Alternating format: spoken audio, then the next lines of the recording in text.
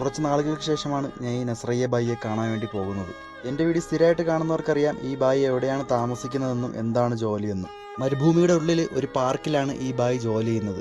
ആളുകൾ കുറഞ്ഞൊരു പ്രദേശമാണ്, അതിനാൽ ആ പാർക്കിൽ അങ്ങനെ ആരും വരത്തില്ല. അതുപോലെ തന്നെ അടുത്ത് മറ്റ് സൗകര്യങ്ങളോ കടയോ അങ്ങനെ ഒന്നും തന്നെ ഇല്ല.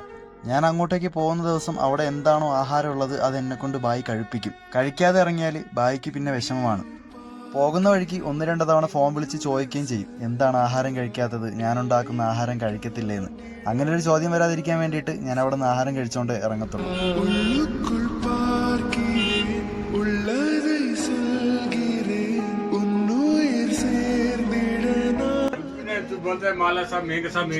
सब महंगा है भाई माल में।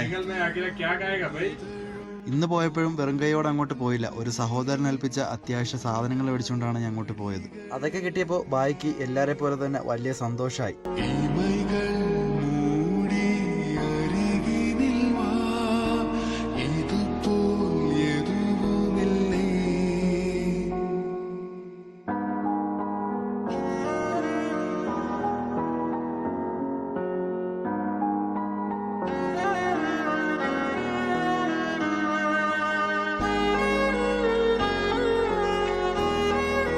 सौ दे दो, 100 रियाल दे दो।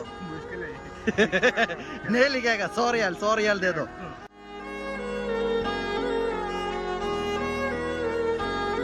ठीक है।